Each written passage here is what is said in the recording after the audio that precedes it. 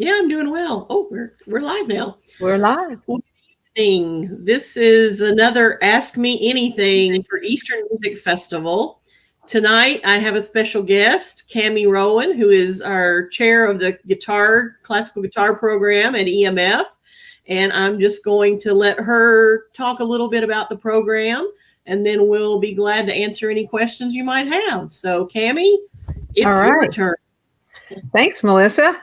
So I thought I might just start out by giving some big picture and maybe paint a picture of what one day at EMF would look like in the guitar program.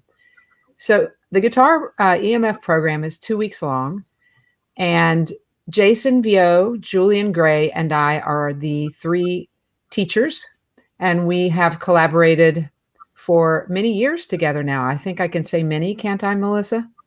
Yes, absolutely. And we love teaching together. We're a great threesome because we each bring very different things to the table. And I love those guys, and I really love working with them. And they're both very special people and very intelligent musicians. So we get a lot done. It's incredibly immersive. We don't have any wasted time, really. There's not much downtime. You're either playing in a room or playing somewhere in front of people, or you're rehearsing in an orchestra or a small chamber music setting, or you're in a master class, or you might be in a lecture. So there are all kinds of things going on. So a normal day for a guitarist at EMF would be that you would wake up. One time we did a thing called pajama technique, where we encourage people to wear their pajamas into a big room with their guitar right after they, or like before breakfast, and just do like 45 minutes of really intense technique. And then we got some complaints about that. I'm not going to lie. So we didn't do that again, although I thought it was kind of a brilliant idea, pajama technique. So now we usually start out around 9, which gives people time to get some breakfast and a shower if they so desire. And we'll usually start out with guitar orchestra because it's a nice community event.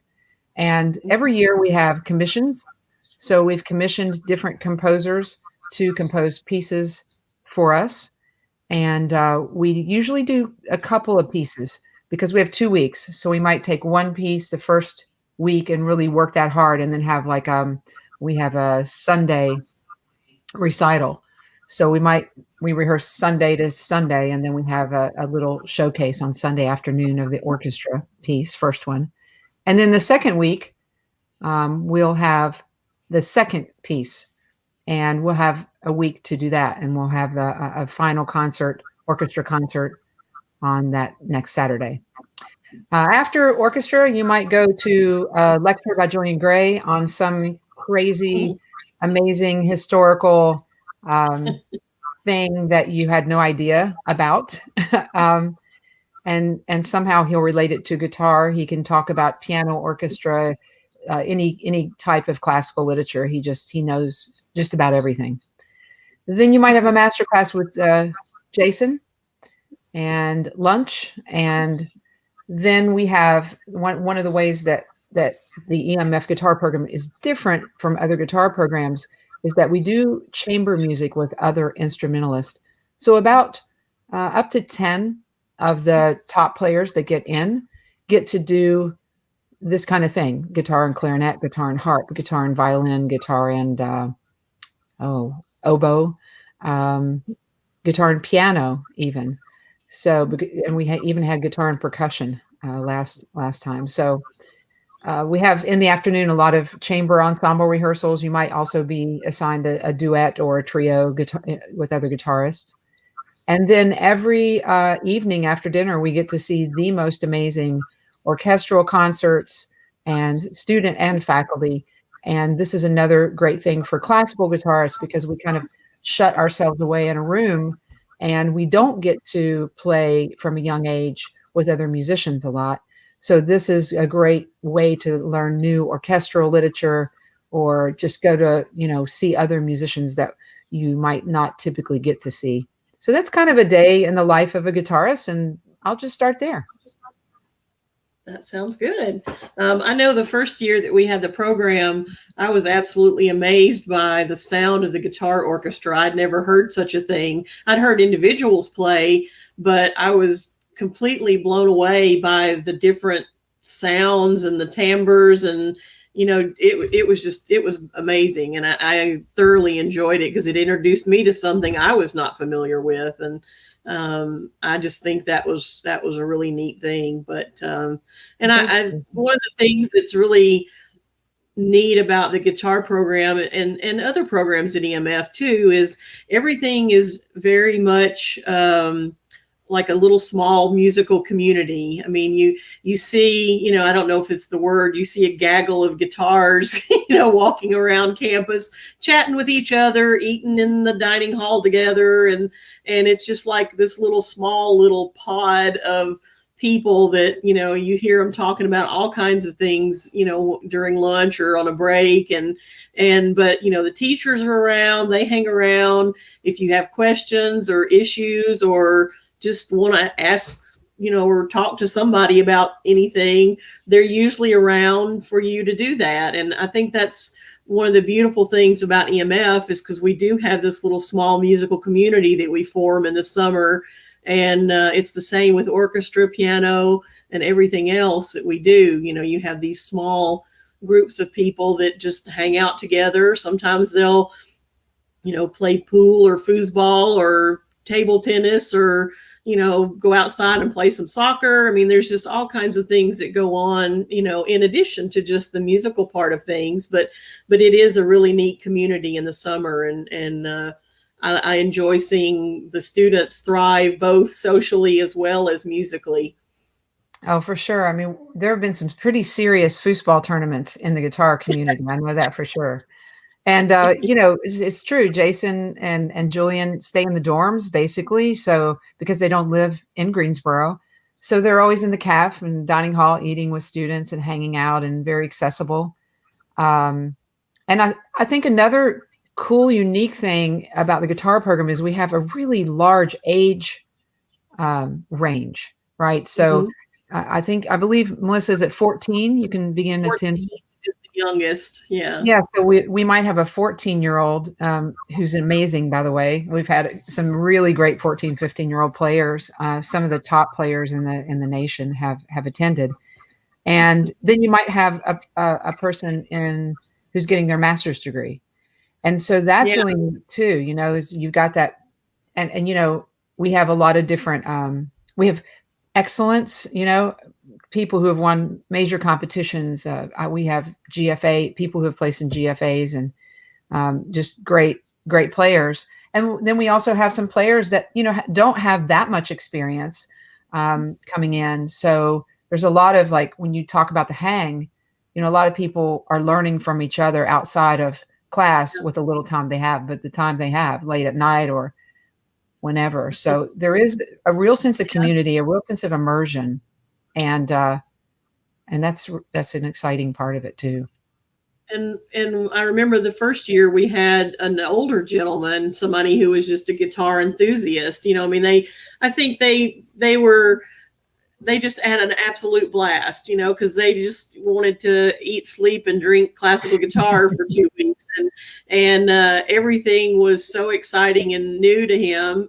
But, so it's, we get all kinds of people, and that's the beauty of it. You've got people who just absolutely love guitar, and just, even though they may not be in school or may not even be a guitarist, or just do it because they love it. So it gives them an outlet, because it's not the same with our other programs, because they are, they're much more, can't think of the word. I mean, you have to audition to get in, but we have to have a certain standard. Not that you don't have a standard for classical guitar, but it's just kind of a different world, and so I think that's really cool too. Yeah, there's a wide range, right? There's a wide variety. There are, in the guitar world, there are students who have done Suzuki and studied all their lives.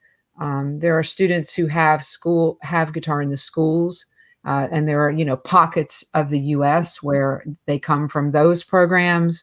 Then you kind of have your undergraduate programs and your masters, and I think too, the classical guitar world is smaller than the violin world.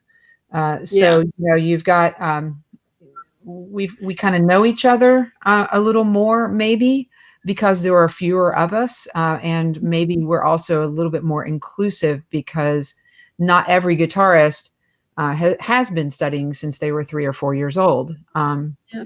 Some people come to it a little later. And also, I kind of wanted to mention the competition, if that's okay. No, actually, I was just about to ask you that. Okay. All right. So we, you know, Julian and Jason and I didn't want to build a festival or an experience that was centered around the competition, right? We didn't want the EMF is really a teaching institution. Melissa, maybe you could interrupt me a second and talk about that philosophy of EMF. That's kind of different. Yeah, I mean, we consider ourselves a teaching institute, not a taught institute. I guess that's the best way I can describe it. I mean, we want students, obviously, who can handle the music that we do during the summer, but we also encourage younger students and other students who may not have had the same kinds of experience as others to come and participate, because you're going to learn a lot at EMF. I mean, it's pretty fast and furious, but you're going to have so many different experiences while you're there. And so we like to focus on sort of taking these younger students and giving them the tools that they need to continue to grow into the future. And that's the same with the older students. I mean, they're still, even if they're, graduate students, they're still learning, all along the way. I mean, I consider myself a lifelong learner. And, there are things that, I still learn to this day, and I'm thankful for that. But we don't want everybody who is already good at everything. We want to have that nurturing, that opportunity to give people the tools that they need to be a success in whatever they do. Yeah. So along those lines, the very first year that I was doing the schedule, I put the competition at the end of the festival. So, it's 2 weeks, everybody comes in. At the very end, there's this competition. And it made me realize I'm a quick learner. Like Melissa, I love to learn. And I learned very quickly that putting a competition at the end of a workshop is a very bad idea because all anyone kind of cares about those whole 2 weeks is the competition, right? Yeah. So, and it really inhibited some things. So I quickly switched that around, and now it's the very first thing we do right off the bat. You come, first 2 days we do the competition so that we can kind of get it out of the way. It's like we want to give the opportunity to have a competition because that is a valuable kind of asset and way for people to learn, especially in the trajectory of the classical guitar world. So we want to offer that, but we don't want to really center our whole experience around that. So we have a high school level and a college level, and it's at the very beginning, so we can kind of just get that out of the way and get on to the other kind of community learning experience. And what do those students get? The winners of the competition. So I think, the high schoolers get $1 million, isn't it? Is it $1 million? Yeah, right.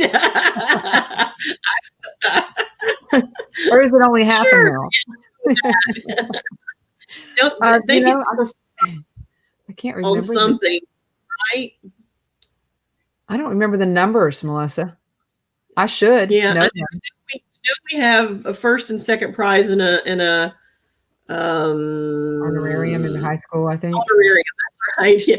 But don't they get to play with on one of the special concerts as the winner? So we do a guitar summit concert. It's always the second week on the Wednesday evening, and we usually do it at this beautiful Temple Emmanuel is the name of it. Just this really beautiful temple in town, and Julian and Jason and I we play the first half of that. So we do solos or chamber music, or sometimes we play with each other. We've played duets and trios together with each other. And then the second half of that features the winners of the competition usually, and some more of the chamber groups that have kind of risen to the top in terms of their excellence. And we always sell that out. I mean, we have, Yeah, I don't it's know, amazing. yeah, like 300 people. I don't know how many people come to that, but you know, it's hard as a guitarist to get that kind of audience for a solo classical guitar concert. Yeah. And it's a great opportunity because we fill every seat and we sell out every time. It's a very popular concert in the EMF series. Oh, we got a visitor. Gwyneth is on. Oh, Gwyneth is here. So I hope you're doing well. And they've actually posted the college first place is 250, high school first place is 150, and then she's given a link to where you can get further details on that. So, well, she should know because she's won. And let's see. Another question is, tell us more about the GFA and the U.S. Guitar Orchestra and its connection to EMF. Oh, sure. Okay. So, and Gwyneth, hang tight because I want to talk about some of the new stuff we're doing. That Jason and Julie and I are going to do too here in a minute. But I did not get $1 million. I did not get $1 million. Next time. So we're looking for that donor, right, Melissa? We're looking for that $1 million donor. So if anyone's out there and they want to give $1 million to the guitar program, we will accept that graciously. We can name the competition after you. That's right. So a few years ago, I was working with a Guilford College alum. That's where I teach, Ethan Lodix, who's also been involved in the EMF experience. You know, interestingly, some of my alums have had the opportunity to like intern or have summer jobs with EMF, and they've ended up being in the nonprofit sector, which is another great community connection for the Eastern Music Festival in our region. And I got an idea that, you know, all over the United States, there are all American orchestras and they're all American bands, concert bands, and all American choruses, but no one had really done an all American guitar orchestra. So I thought, well, this is a good opportunity. So I got Ethan, and Ethan and I made it happen. We actually were sponsored by the Aaron Shear Foundation, and it was Aaron Shear, who was my teacher at UNCSA. It was his 100th anniversary. So we launched in Carnegie Hall. We commissioned 3 composers, Brian Johansson, Brian Head, and Kevin Callahan, to each write a piece for this guitar orchestra. We had students from 23 different states and 7 countries that were all living in the U.S. We launched in Carnegie Hall and did the premiere of those 3 pieces, and then we toured France. And what was really cool about that, I can't remember the number. I should just be able to say it, but I want to say something like 12 or 13 of that orchestra were students who had attended EMF. Mm-hmm. No, that's about right. Yep. Yeah. So it was like a connection, a beautiful connection, really. And, you know, we're a family. Anyone who comes to EMF can use, you know, Julie and Jason and I for anything, recommendations, support, whatever we can do. So I look at it as a really a familial kind of thing where I would do anything to support any of the students, as I know Jason and Julian would too. Yeah. And I should say, so in 2022, we're planning, and we're probably going to launch in the next 3 to 4 months. Another USGO. I don't know if I can announce my secret dream because I haven't even talked to them about it, but I'll just give that it would be connected to the GFA in some way. At least I hope it could be. And I don't know where we're going yet, so I want to be careful to announce that because we're looking at 3 different possibilities. Mm-hmm.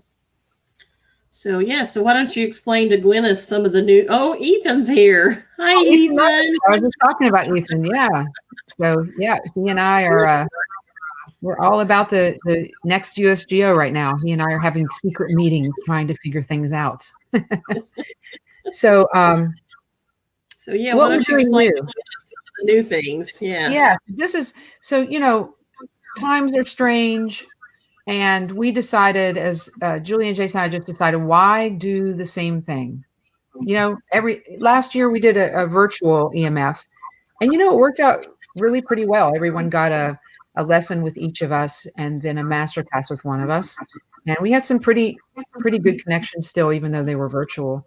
But we got together and we just started thinking, how can we do something that's different and really caters to the needs of students right now in the US? Because the classical guitar world is shifting, just like everything else is shifting right now structurally. And we definitely are, I feel, kind of at the forefront of these changes. So we're offering arranging and composing for guitar for the first time.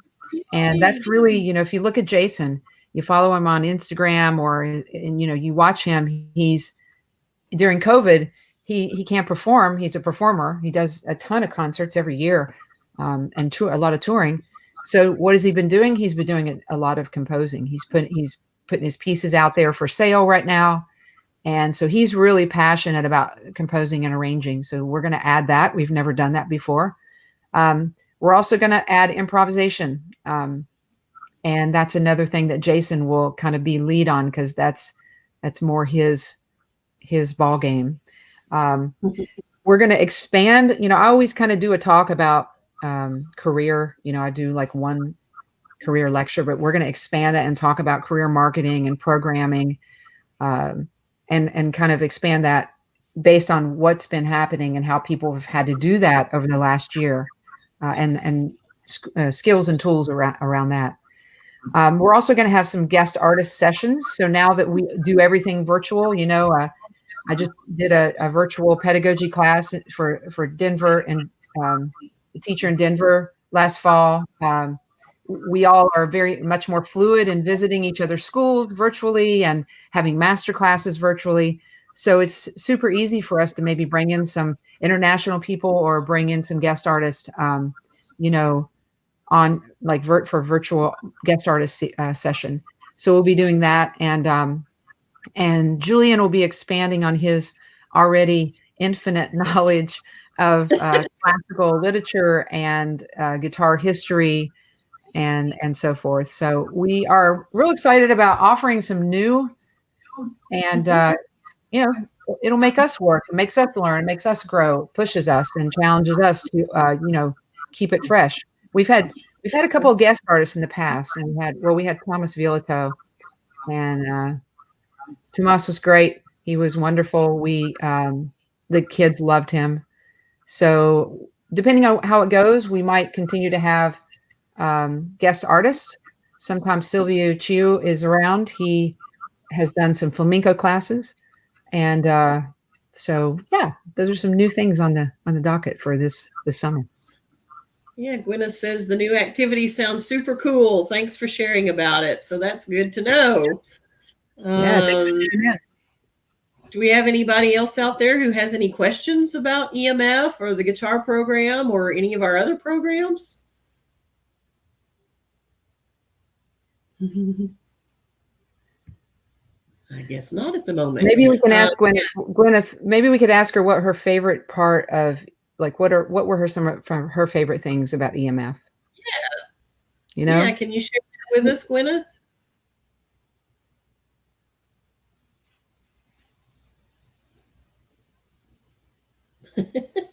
We'll give her time to think about it. So yeah, just a little bit brief information about the summer in general. For those who are living on campus, we do use the Guilford College campus. And in the past, we have had 2 people per room. But this year, we most likely will have 1 person per room in the dorms, just for safety and security of everybody, and to give everybody their own little space during the summer. And we will have a company who will be testing for us at the beginning and, throughout the summer, just to make sure everybody is staying healthy and safe. So we will have lots of protocols in place for those folks who are, just wondering about what it's going to be like. We definitely plan on having an in-person event. It may be that some of the programs may be a little smaller, just because we will be limited on space for people to actually stay on campus, but we're going to do everything we can to make it as great of an experience as we've always had, and to make it so that it's safe and that everybody will get a wonderful experience out of our program.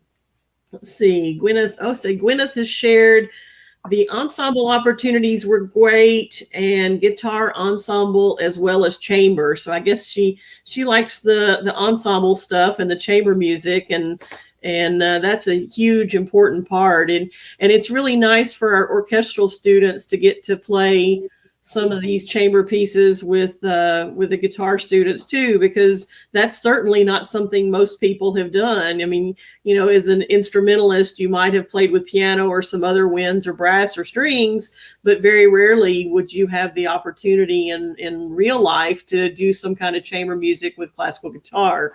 So I think it's beneficial to both sides. Yeah, and you know, I mean, being collaborative in nature, I mean, we're really proud of a couple of the pairings, like guitar and harp. And you know, Jason loves to coach that too, because he has a whole album with a harpist. And we kind of take turns coaching and different groups. But we've also, the last EMF, we had marimba and guitar. And the percussion program at EMF, I mean, all the programs are top notch, but percussion is just really out of this world. And so we've had some really neat pairings that you wouldn't be able to easily access within the world always, you know. I think there was one piece I remember several years ago that was viola and classical guitar. And I thought that was, you know, that was a really interesting pairing, and you could really hear the differences, but they blended really well at the same time. It was really kind of unique. And I got to play duets with English horn, which was really cool. The English horn EMF professor asked me, you know, do you want to do this? And I said, yeah, heck yeah, I want to do it. It'd be fun. Let's see. Gwyneth said it was also her first exposure to a rep class or studio class, and was nice to get that experience. So that can definitely be helpful to see, because you can learn by watching others and seeing what they're doing, and that's wonderful. Yeah, you know, we've been putting more of those in, because students just love you know, the opportunity to perform. We didn't talk about outreach either. There's also outreach where guitarists are always first in line to say, yeah, we want to do this, and we'll go out in the community and play for elementary schools and play for different galleries, art galleries, and different places like that. I also should mention our infamous annual Jeopardy game, which Ethan Lodix has a hand in, and we always have some questions about Jason and Julian in there too, trivia. But it's funny because Jason's birthday is always during EMF. I can't remember what day it is. I should know, but it's always during guitar EMF. He hasn't had like a birthday outside of EMF for like 7 years. So we always do some social things too, is what I'm trying to say. We might walk across the street and eat together at a pizzeria or a Mexican restaurant, or we'll have a birthday party for Jason, or we'll be doing trivia night or Jeopardy or something like that too. So it's fun as well as a great learning experience. Yeah. So there was something else. Oh, I was just going to say that, you know, the whole master class, you know, studio class thing, you know, anytime you get an opportunity, no matter what instrument you play, to attend some of these programs of other instruments, it's amazing how much you can learn, even though the techniques and the instruments are completely different.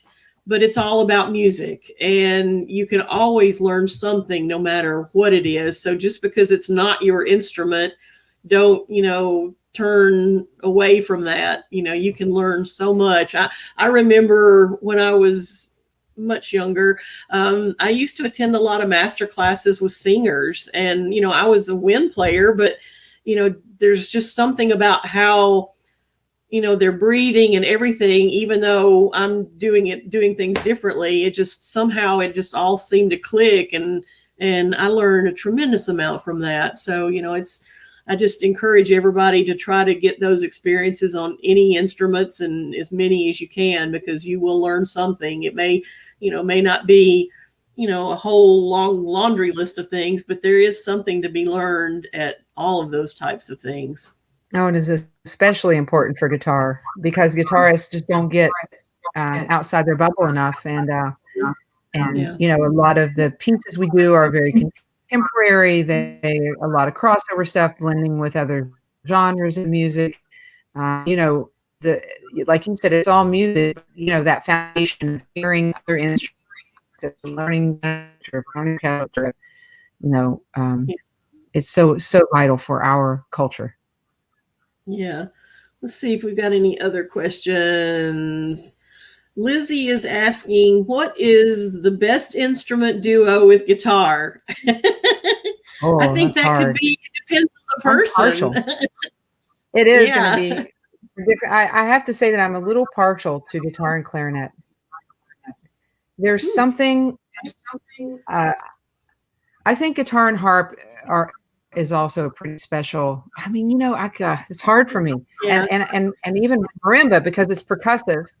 And we can do so many different types of percussive effects and, using the box, using the wood.